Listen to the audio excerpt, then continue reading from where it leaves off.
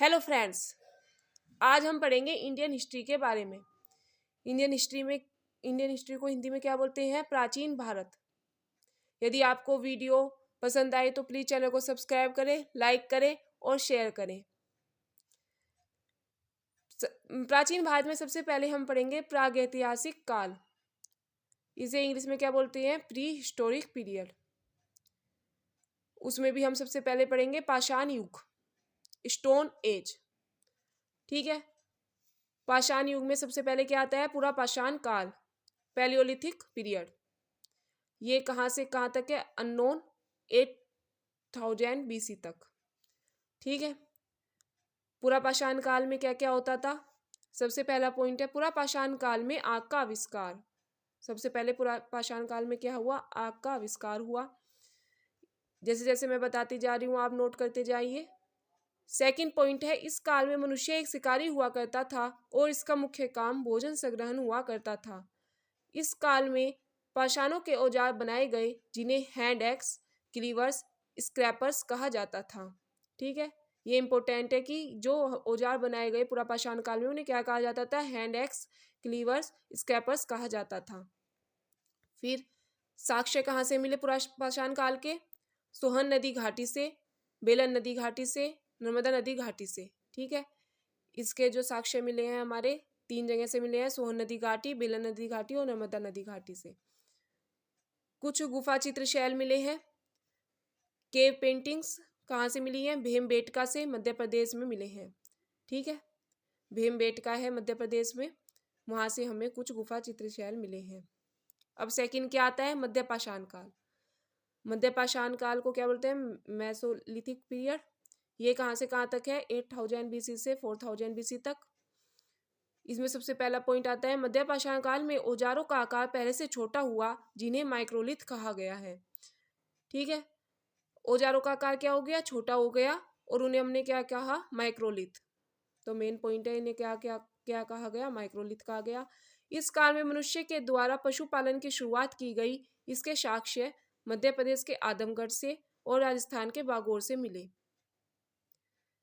ठीक है। ये ध्यान रखना है कि पशुपालन की शुरुआत हुई, उसके साक्ष्य हमें कहाँ से मिले हैं? मध्य प्रदेश के आदमगढ़ से और राजस्थान के बागौर से। मानव कंकाल के प्रथम साक्ष्य हमें कहाँ से मिले? सराय नहर, प्रतापगढ़, उत्तर प्रदेश से। तो ये मध्य पाषाण काल के बारे में था। अब हमारा थर्ड पॉइंट आता है न्योलिथिक पीरियड, 4000 BC से 2500 BC तक। इसे क्या बोलते हैं? नवपाषाण काल। नवपाषाण काल में सबसे पहला पॉइंट क्या आएगा? नवपाषाण काल में ही मनुष्य के द्वारा कृषि की शुरुआत की गई। क्या किया गया? नवपाषाण काल में कृषि की शुरुआत की गई। सेकंड पॉइंट है पहिए का आविष्कार। ठीक है। पहिए का आविष्कार हुआ। कृषि के प्रथम साक्ष्य मिले मेहरगढ़, बलूचिस्तान, पाकिस्तान से। ठीक है। और बेरली, व्हीट एंड कॉटन की खेती की गई, जो गेहूं और कपास की खेती की गई नवपाषाण काल में। चावल की कृषि के प्रथम साक्ष्य मिले। चावल की कृषि सबसे पहले हुई नवपाषाण काल में उत्तर प्रदेश के प्रयागराज के कोल्डी हवा से। ठीक है। चावल की जो हमें साक्ष्य मिले कहाँ से मिले? प्रयागराज के कोल्डी हवा से मिले। तांबे की खोज की गई लगभग 3000 ईसा पूर्व।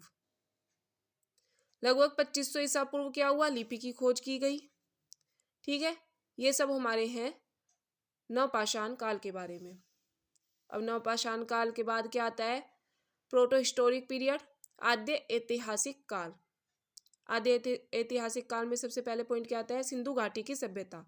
सिंधु घाटी की सभ्यता कहाँ से कहाँ तक है? 2500 ईसा पूर्व से 1750 ईसा पूर्व तक।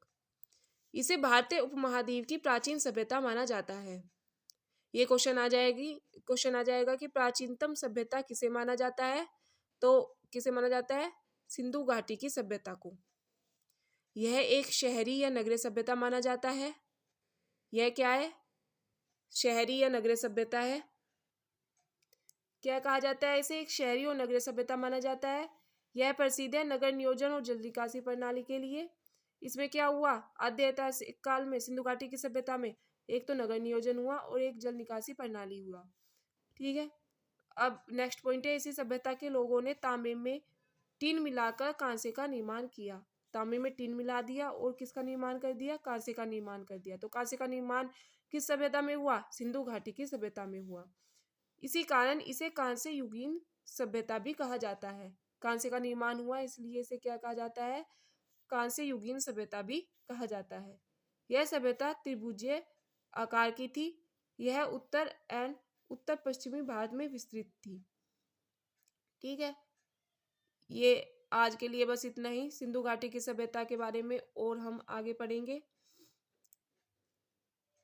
Thank you. यदि आपको वीडियो पसंद आई हो तो प्लीज़ चैनल को सब्सक्राइब करें, लाइक करें और शेयर करें।